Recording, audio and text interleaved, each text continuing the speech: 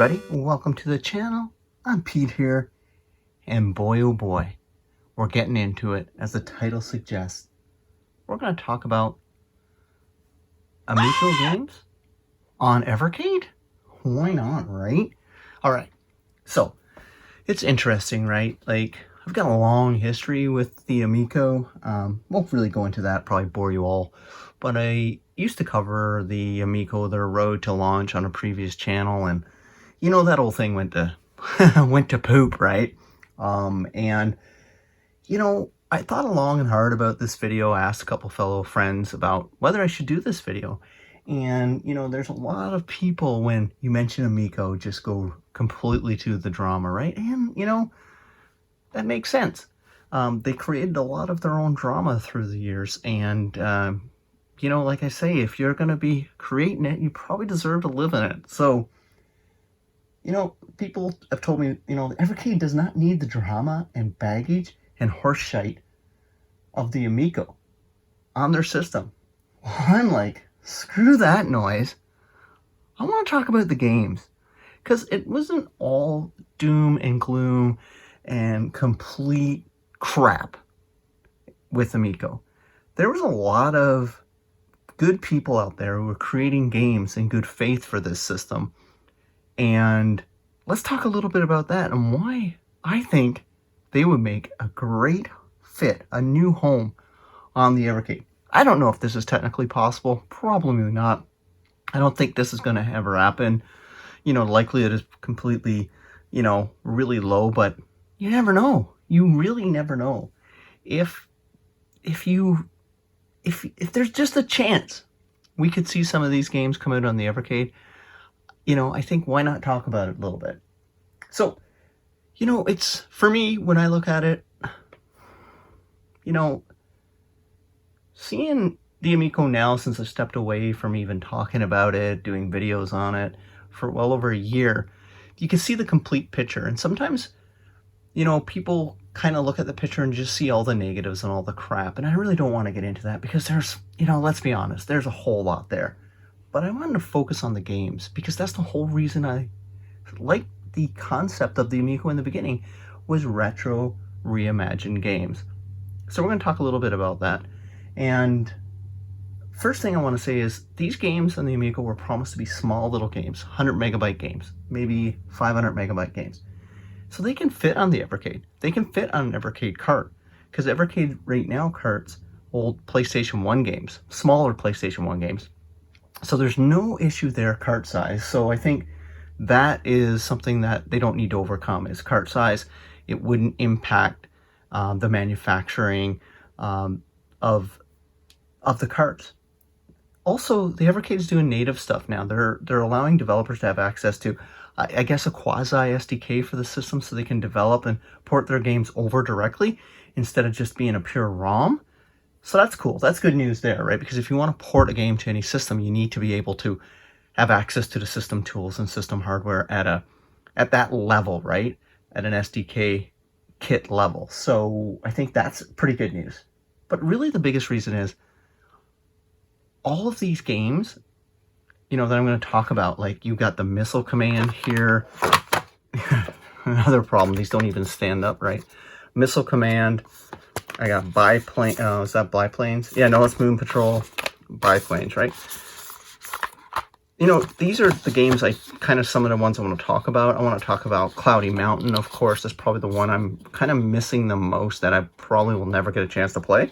But if there's a slimmer of hope it comes to the Evercade VS or another system. Why the Evercade VS? Well, this is the Evercade fan channel, and I love the Evercade, so that's why we're talking about it. Also, these are indie games. These games were built by small little studios, probably less than 10, 20 people. There are real people behind these games. Forget the drama and horseshite of the Amico and the Intellivision and everything they brought with it and all that crap. It's not about them. It's about the indie studios, the indie games. And I'm a big proponent of indie games. I buy a lot of indie games. That's why I love the Evercade. I've said from day one, my favorite thing about the Evercade is all the indie games that they're putting on collections. Not the rehashes of the Double Dragons, things like that. But, you know, the Xenocrisises, the Tanglewood, all those Indie Heroes 2 collections. That's what I love, right? I want these indie companies to have their work put out there. Why? Because I like to enjoy playing them because I'm a gamer, but also maybe somebody else notices the work they've done with these games and said, you know what? We're going to help you make more games, different games. Support the studio. People support the studio.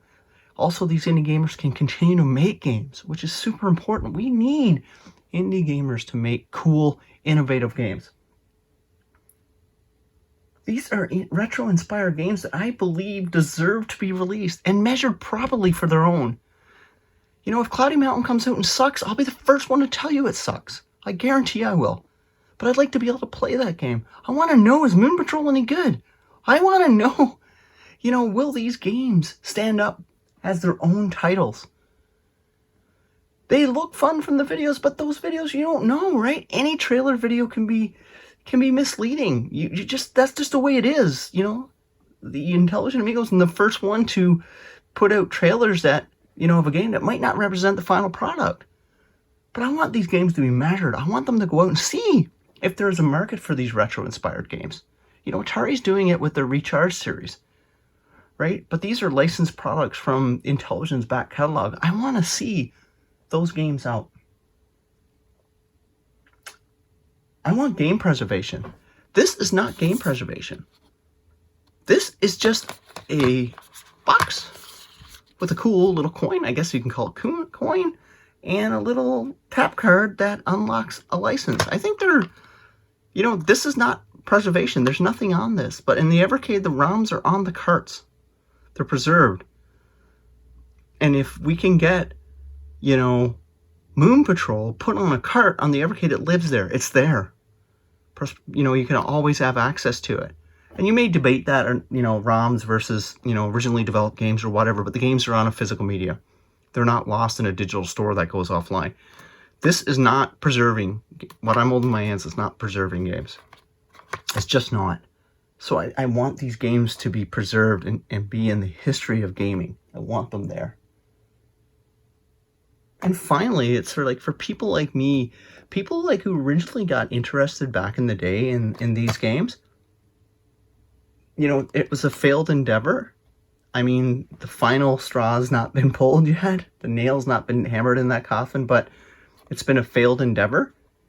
And I think a lot of gamers who want to play a new version of Moon Patrol, Mystical Man, Biplanes, a different type of version of it, would finally get closure.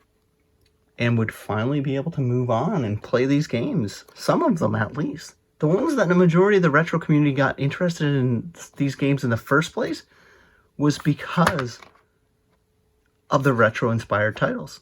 That's why I did. I wanted to play a new Moon Patrol. I wanted to play Cloudy Mountain again. I wanted to play a different version of Missile Command and so forth. Breakout, a bunch of other games. Time will tell. But if they could ever find a way to get these games onto this system, I think we'd all be better for it.